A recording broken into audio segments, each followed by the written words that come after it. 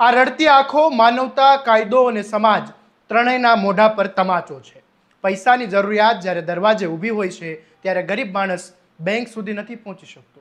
તે પહોંચે છે વ્યાજખોરના દરવાજે અને ત્યાંથી શરૂ થાય છે એવી કહાની જ્યાં હિસાબ પૈસાનો નહીં પણ જિંદગીનો લેવાય છે.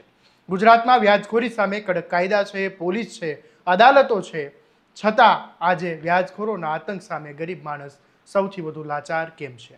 આ સવાલ એટલા માટે કારણ કે પાટણમાં માત્ર 5,000 રૂપિયાની ઉઘરાણીના વિવાદમાં એક વિધવા મહિલાને જીવતી સળગાવી દેવામાં આવી હોવાના આરોપ થયા છે. જો આ આરોપ સાચા હોય તો આ માત્ર એક હત્યા નથી, આ સમગ્ર સમાજની સંવેદનાનું મૃત્યુ છે. આવો વિગતે વાત કરીએ શું છે સમગ્ર મામલો. નમસ્કાર, હું છું આસિફ કાદરી અને સ્વમાન સાથે તમારું સ્વાગત છે. પાટણ શહેરના ખાલકપુરા વિસ્તારમાં રહેતી 35 વર્ષીય પિંકીબેન દેવીપુંજક. નામ સામાન્ય હતું પરંતુ સંઘર્ષ અસામાન્ય હતો. 7 વર્ષ પહેલા પતિનું અવસાન થયા પછી 2 સંતાનોની આખી દુનિયા તેમની આસપાસ ફરતી હતી. ઘરમાં કોઈ કમાવનાર નહોતું, તેથી પિંકીબેને ફળફળાદીની લારી ફેરવીને પોતાના ગુજરાન ચલાવતા હતા. બાળકો ભણે, ભૂખ્યા ન રહે એ જ તેમનું એકમાત્ર સ્વપ્ન હતું. પરંતુ ગરીબી ઘણી વખત માણસને એવા રસ્તે લઈ જાય જ્યાંથી પાછા ફરવું મુશ્કેલ બની જાય છે. ઘર ખર્ચ માટે પિંકીબેને બાબુ રાવળ નામના એક વ્યક્તિ પાસેથી માત્ર 5,000 રૂપિયા વ્યાજે લીધા હતા. કદાચ તેમને ખબર પણ નહીં હોય કે આ 5,000 રૂપિયા એક દિવસ તેમના જીવન પર ભારે પડી જશે.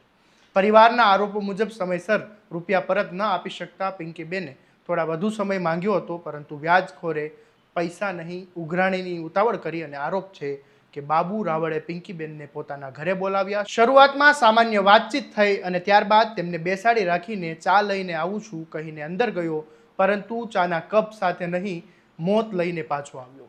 પરિવારના ગંભીર આરોપ મુજબ આરોપીએ જવનશીલ પ્રવાહી છાંટીને પિંકીબેનને જીવતી સળગાવી દીધી હતી. એક ક્ષણમાં આખું શરીર આગની જ્વાળોમાં લપેટાઈ ગયું.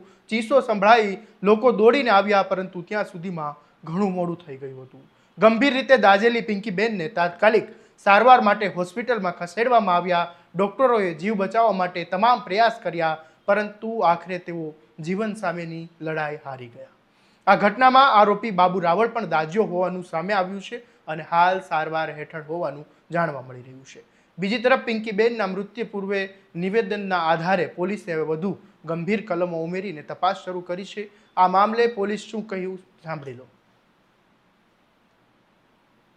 તારીખ 12/7/2024 પાટણ સિટી એ ડિવિઝન પોલીસ સ્ટેશન વિસ્તારમાં ધારપુર સિવિલ હોસ્પિટલમાંથી એક વરદી આવી હતી કે પાટણ સિટી એ ડિવિઝન પોલીસ સ્ટેશન વિસ્તારમાં રહેતા પિંકીબેન પટણી હાલ દાઝી ગયા છે અને સારવાર હેઠળ છે. આ વરદીના આધારે પાટણ સિટી એ ડિવિઝન પોલીસ સ્ટેશન થી પોલીસ તાત્કાલિક ધારપુર સિવિલ હોસ્પિટલ ખાતે પહોંચી ગઈ હતી અને પિંકીબેનની ફરિયાદના આધારે પાટણ સિટી એ ડિવિઝન પોલીસ સ્ટેશન વિસ્તારમાં 445/2024 નંબરથી ઓફેન્સ રજીસ્ટર કરવામાં આવ્યો હતો. આ ગુનાની ટૂંક હકીકતની વાત કરીએ તો પિંકીબેન પટણીએ એકાદ મહિના પહેલા એની બાજુમાં રહેતા બાબુભાઈ રાવળ પાસેથી 5,000 રૂપિયા ઉછીના લીધેલા હતા અને આ જે ઉછીના પૈસા પાછા લેવાની જે રકઝક હતી એમાં આખી ઘટના બની હતી.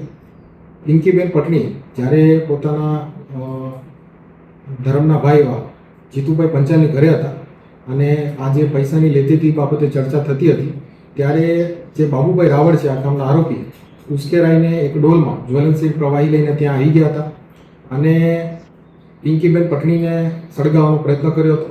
ત્યારે આ જે જ્વલનશીલ પ્રવાહી છે એ આરોપી અને ફરિયાદી બંને ઉપર પડતા બંને ગંભીર રીતે દાઝી ગયા હતા અને બંનેને વધુ સારવાર હેઠળ ખસેડવામાં આવેલા હતા. પિંકીબેન પટણીની હાલત નાજુક હોતા એમને વધુ સારવાર માટે અમદાવાદ સિવિલ હોસ્પિટલ ખાતે ખસેડવામાં આવેલા હતા. ત્યાં ડૉક્ટરો તેમને મૃત જાહેર કર્યા હતા અને એમને મૃત જાહેર થતાં મર્ડરનો ગુનો દાખલ થતાં કલમ વધારો કરવા માટે કોર્ટને રિપોર્ટ આપવામાં આવેલો છે. હાલ આ જે ગુના છે એની તપાસ પાટણ સિટી એ ડિવિઝનના પોલીસ ઇન્સ્પેક્ટર કે.જી. ભોઈ સાહેબ ચલાવી રહ્યા છે અને આ ગુનાની જે મુખ્ય હકીકતની વાત કરીએ તો જે 5,000 રૂપિયા ઉછીના આપેલા હતા એના સિવાય પણ કંઈ હકીકત છે, મોટિવ શું હતો એની વધુ તપાસ હાલ ચાલી રહી છે. આજે પિંકીબેન નથી, પરંતુ તેમના 2 માસૂમ સંતાનો છે. કદાચ તેમને હજુ પણ ખબર નહીં હોય કે તેમની માતાનો ગુનો શું હતો. શું માત્ર 5,000 રૂપિયા ઉધાર લેવા એ તેમનો સૌથી મોટો ગુનો હતો? શું ગરીબ માણસને મુશ્કેલીમાં મદદ માંગવાનો પણ અધિકાર નથી? અહીં સૌથી મોટો પ્રશ્ન માત્ર પાટણનો નથી, પ્રશ્ન સમગ્ર ગુજરાતનો છે. દર વર્ષે વ્યાજખોરીના અનેક કેસ સામે આવે છે, અનેક પરિવારો બરબાદ થાય છે, કોઈ આત્મહત્યા કરે, કોઈ ઘર વેચી દે તો કોઈ જીવનભર દેવામાં ડૂબી જાય છે અને હવે તો જીવતા જીવ સળગાવી દેવાના આરોપ પણ સામે આવ્યા છે. આખરે વ્યાજખોરોને આટલી હિંમત ક્યાંથી મળે છે? શું કાયદાનો તેમને ડર જ રહ્યો નથી? શું ગરીબ માણસની જિંદગી હવે એટલી સસ્તી બની ગઈ કે 5,000 રૂપિયા સામે તેમનું જીવન પણ નાનું પડી જાય? આ ઘટના એ માત્ર એક પરિવારનું દુઃખ નથી, આ સમાજ માટે ચેતવણી છે. કારણ કે જ્યારે વ્યાજખોરીના પૈસાની વસૂલાત માટે માણસના જીવ સુધી માણસ પહોંચી જાય ત્યારે સમજવું જોઈએ કે આ સમસ્યા હવે વ્યક્તિગત નથી રહી, સામાજિક બની ગઈ છે. હવે સૌની નજર પોલીસની તપાસ પર છે. જો પરિવારના આરોપો સાચા સાબિત થાય તો માત્ર એક આરોપી નહીં પરંતુ સમગ્ર ઘટનામાં સંડોવાયેલા દરેક વ્યક્તિ સામે કડકમાં કડક કાર્યવાહી થવી જોઈએ. કારણ કે કોઈ પણ સંસ્કારી સમાજમાં 5,000 રૂપિયાની કિંમત માણસના જીવ કરતાં મોટી ક્યારેય ના હોઈ શકે. વધુ અપડેટ માટે તમારા સ્વમાનને ફોલો અને સબસ્ક્રાઇબ કરી દેજો અને આ વિડીયોને વધુમાં વધુ શેર કરવાનું ભૂલતા નહીં. નમસ્કાર.